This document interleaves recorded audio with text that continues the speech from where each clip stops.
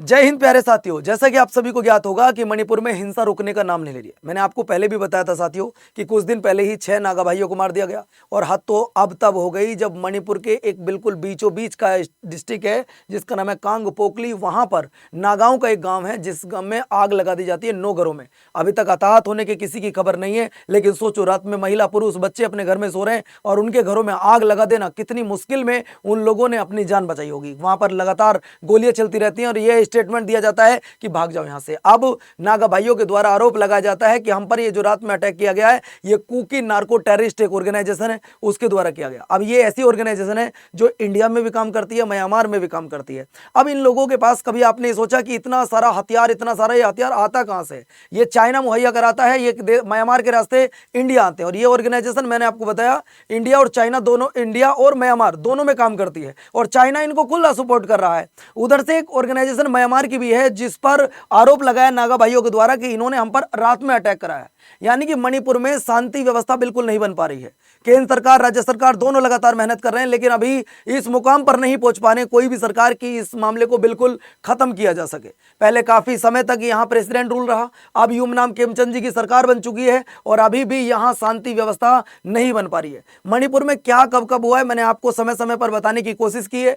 Channel छोटा, कोई support नहीं करता है। आपसे रिक्वेस्ट है, अगर आप नए जुड़े हो, पहली बार देख रहे हो तो चैनल को सब्सक्राइब कीजिए। मेरा नाम है पवन मोरल और मैं आप सभी का पीएम डिफेंस स्टडी पर स्वागत करता हूं। साथियों, हुआ क्या था, नागा भाइयों का एक गांव था, उसमें रात में अटैक किया जाता है, 9 घरों को पूरी तरह जला दिया जाता है और उनको यह कहा जाता है कि अब आप यहां से भाग जाइए, मतलब इस इलाके को खाली करिए। मतलब विवाद जो है वो समतल जमीन को लेकर है। नागा भाइयों की तरफ से यह भी स्टेटमेंट दिया गया है कि हमसे जो भारत सरकार के द्वारा एग्रीमेंट हुआ था 2015 में कि आपके साथ कुछ गलत नहीं होगा, आपकी सुरक्षा हम करेंगे, आखिर उसका भी वोलेशन हो रहा है। सरकार की तरफ से भी सपोर्ट नहीं मिल पा रहा है। कुछ दिन पहले 6 नागा भाइयों को मारा गया, तो इनका एक गुट दिल्ली आकर हमारी केंद्र सरकार से भी मिले हैं। और ये जो 6 नागा भाई मारे गए थे, उखरुल डिस्ट्रिक्ट पड़ता है, वहां पर मारे गए थे और ये आर्टिकल में छापा है दोस्तों। ये बड़े बड़े न्यूज में आज इस समय चल रहा है, तो मुझे लगा कि आप सबको इसके बारे में जानकारी देनी चाहिए। सोचिए, ये जलता हुआ घर है और ये गांव है जिसका नाम है टोकपा लियांगमाई। वो गांव है जिस गांव में आग लगाई गई है। सोचिए, ये आग जलते हुए गांव का दृश्य है। 9 घर जलकर पूरी तरह राख हो गए। यहाँ पर जो लोग सो रहे थे उन लोगों ने बड़ी मुश्किल में अपनी जान बचाई होगी। ये देखो, कोई टॉर्च के माध्यम से इधर उधर भाग रहा है, अपने बच्चों को लेकर निकल रहा है वहां से कि यार निकलो यहाँ से, कम से कम जान तो बचे। जान है तो जहान है, मतलब सबसे पहले जान बचानी जरूरी है। अब देखिए, जब आग लगती है तो वो ये नहीं पूछती कि इसके अंदर कौन सो रहा है, वो ये नहीं पूछेगी इसमें अंदर महिला है, पुरुष है, बच्चे हैं, नौजवान है, बूढ़ा है, पुरुष है। जब गोली चलती है वो किसी का धर्म जात नहीं पूछती, वो किसी से छोटा बड़ा नहीं पूछती, वो ये नहीं देखती कि सामने बच्चा खड़ा है या बड़ा खड़ा है या बूझा खड़ा है। गोली चली तो उसका जो काम है वो करके निकलेगी। इसके बाद साथियों, अब मैं आपको बताना चाहूंगा कि आज ये मुद्दा और ज्यादा गंभीर इसलिए हो गया क्योंकि विवाद अभी तक चल रहा था बॉर्डर एरिया पर। अभी तक विवाद था बॉर्डर एरिया पर, लेकिन आज विवाद तब ज्यादा हो गया जब मणिपुर के बिल्कुल बीचों बीच डिस्ट्रिक्ट में मतलब मणिपुर के बिल्कुल बीचों बीच का जो डिस्ट्रिक्ट है जिसका नाम मैंने अभी आपको बताया था कांग पोकली, उसमें एक गांव में आग लगा दी जाती है। 9 नागा भाइयों के घर पूरी तरह जलकर खत्म हो जाते हैं। ये विवाद कोई आज से नहीं चला रहा है, 2023 से लगातार विवाद चलता रहा। उसके बाद प्रेसिडेंट रूल रहा, सरकार बनी, यूमनाम खेमचंद जी अब सीएम बने और बहुत लंबे समय से विवाद चलता रहा है। सेंट्रल गवर्नमेंट, स्टेट गवर्नमेंट दोनों समय समय पर इस बात को देख रही है कि इसको कैसे इस मामले को कैसे यही खत्म किया जाए, लेकिन अभी तक कोई सोल्यूशन नहीं निकल पाया। अगर निकला होता तो ना उधर वो 6 नागा भाई मारे गए होते और ना ही अब ये नागाओं के घर पर आग लगाई गई होती। लेकिन तुरंत हमारे चीफ मिनिस्टर साहब जो मणिपुर के सीएम हैं जिनका नाम यूमनाम खेमचंद जी है, उन्होंने डायरेक्ट स्टेटमेंट दिया है, आप चाहे नागा हो, आप चाहे कुकी हो, आप चाहे मैती हो, अगर आपके पास हथियार है तो आप अगर मणिपुर में रह रहे हैं आपको 15 दिन का टाइम दिया जाता है, पूरी तरह सरेंडर कर दीजिएगा और अपने हथियारों को हमारे पास जमा करा दीजिए। आप सोचिए, ये हथियार लाखों लाखों रुपए के आते हैं, इन आम नागरिकों के पास कैसे पहुंचे? ये तो हमारे और आपके जैसे आम नागरिक हैं, ये भी हमारे ही देश के नागरिक हैं। ये देश इन मणिपुर वासियों का ही है, आप सबका है। आपको सर मैं तो पंजाब का हूं, ये पंजाब वालों का है। आपको यूपी का, ये यूपी वालों का। ये देश तो सबका है। ये जितना मणिपुर वालों का इतना ही मेरा है, उतना ही आपका है। अब इन लोगों जैसे हम आम नागरिक, ऐसी है आम नागरिक। अब इनके पास ये हथियार आए कहाँ से? मैंने अभी आपको बताया ये चाइना से हथियार आते हैं, म्यांमार के रास्ते होते हुए ये इंडिया पहुंचते हैं। और ऐसी ऑर्गेनाइजेशन बहुत सारी है मणिपुर में जो लगातार इस तरीके का कृत्य कर रही हैं। बहरहाल ये मणिपुर के जो सीएम साहब हैं युमनाम किमचंद जी, उन्होंने डायरेक्ट स्टेटमेंट दिया है कि आपके पास चाहे आप किसी से भी जुड़े हुए हैं, किसी भी संगठन से अगर आप जुड़े हैं और आपके पास हथियार है तो आपको वो हथियार 15 दिन के अंदर अंदर जमा कराने होंगे और आपको पूरी तरह सरेंडर करना होगा। यानी कि अब सरकार की तरफ से साफ संदेश है। अब आप ये कह सकते हो कि अगर इन्होंने 15 दिन के अंदर सरेंडर ना किया तो क्या होगा? तो वही होगा जो इन लोगों ने कल्पना नहीं की होगी। सामने खड़े हमारे बब्बर शेर, वो शेर जो एक बार किसी मिशन पर निकल जाएं, उस मिशन को जब तक पूरा नहीं होता वो वापस नहीं लौटते। वो शेर जिनकी वजह से आज और हम सुरक्षित हैं। वो शेर जो अपनों की परवाह किए बिना आपकी परवाह करते हैं, अपने देश की परवाह करते हैं, अपने वतन की परवाह करते हैं। आज हम उन लोगों का सहारा लेंगे। यानी कि अब हमारे कमांडो भाई देखते हैं फिर क्या होगा। यानी कि कमांड हमारे कमांडो भाइयों को दी जाने वाली है। साथियों, ये वो घर है जो जलता हुआ घर मैंने आपको दिखाया। सोचिए, ऐसा घर भगवान करे कभी किसी का ना जले। किसी के घर में कुछ भी हो सकती है, कोई पर्सनल चीजें हो सकती हैं, कोई पर्सनल पुरानी याददाश्त हो सकती हैं। मान लीजिएगा किसी को कोई एल्बम है, किसी का कोई पवित्र ग्रंथ रखा है, कुछ भी अपना कोई भी चीज उसकी हो सकती है, कोई उसका फोटो हो सकता है पुराना, वो सब जलकर राख हो गया। क्योंकि आग पूछती नहीं है कि यहां पर है क्या। साथियों, आज भी मणिपुर के अंदर लाखों इल्लीगल हथियार हैं जिनका कोई मतलब नहीं है। वो हथियार आया कहां से? सरकार को इसकी भी जांच करानी चाहिए कि आखिर इन लोगों के पास में हथियार आया कहां से, इन लोगों के पास में इतना पैसा है कहां से जो ये लाखों लाखों रुपए का। मानता हूं चाइना भी इनको हथियार मुहैया करा रहा है, क्या इनको वो फ्री में मुहैया करा रहा होगा? आप सोचिए।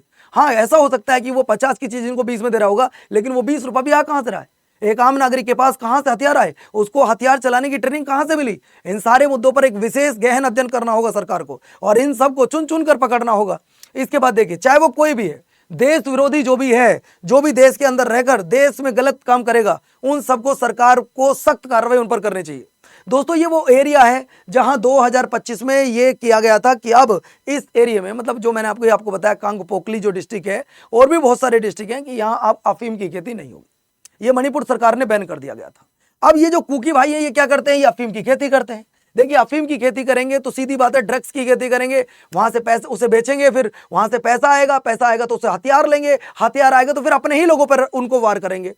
अरे यार, एक बात बताओ, कुकी नागा मैती जब तुम आपस में भाई भाई हो तो फिर इतनी विवाद क्यों? कुकी लोग अलग से अपनी कुकी लैंड की मांग कर रहे हैं, नागा भाई अपने नागालैंड की बात कर रहे हैं। मतलब इसी तरह मांग करते रहेंगे तो हम तो टूट जाएंगे। फिर वही 1947 वाला रियासतों को याद कीजिए आप। जब आजादी के समय आपने देखा हमारे भारत में बहुत सारी रियासत थी, ऐसे तो हर स्टेट में से अलग अलग खड़े हो जाएंगे, ये मेरा ये मेरा ये मेरा। अरे हम तो एक सूत्र में चलने वाले भारत देश के नागरिक हैं, तो क्यों अपने आप उस मणिपुर सुंदर राज्य को आप बिखेरने की कोशिश कर रहे हो? एक रहो, मत टूटो, टूटोगे उजड़ जाओगे, बाकी कुछ नहीं बचेगा। अभी भी मौका है, संभल जाओ और एक हो जाओ। साथियों, देखिए, ये वो वीडियो है जो मैं आपको अब दिखाने जा रहा हूं, जिसे कुकी भाइयों ने रिकॉर्ड किया है। दरअसल में ये एक पहाड़ी इलाके में रहते हैं और विवाद किस चीज को लेकर है? विवाद है समतल एरिया को लेकर। भाई, कोई भी चीज अगर कृषि की जाती है तो वो कहां पर की जाएगी? समतल एरिया पर की जाएगी। तो कुकी भाइयों ने इसको रिकॉर्ड किया है। और मैं आपको बता दूं, ये जो यहां आप देख रहे होंगे, ये जो एरिया, ये है समतल एरिया। लड़ाई इसको लेकर है, इस समतल एरिया को लेकर। ये जो यहां से पहाड़ी एरिया में रहते लोग हैं, जो कुकी भाई हैं, ये गोली चला रहे हैं। ये नहीं पूछते कि तो बच्चा है, बूढ़ा है, महिला है, पुरुष है, गोली चला दी, बात खत्म होगी। इस एरिया पे कब्जा किया, अब इस एरिया पे खेती करेंगे। मतलब आप ये देखो, जो लड़ाई है वो लड़ाई है दोस्तों समतल एरिया को लेकर। जैसा मैंने अभी आपको बताया कि मणिपुर सरकार ने सीधा स्टेटमेंट दिया कि आपके पास 15 दिन का टाइम है।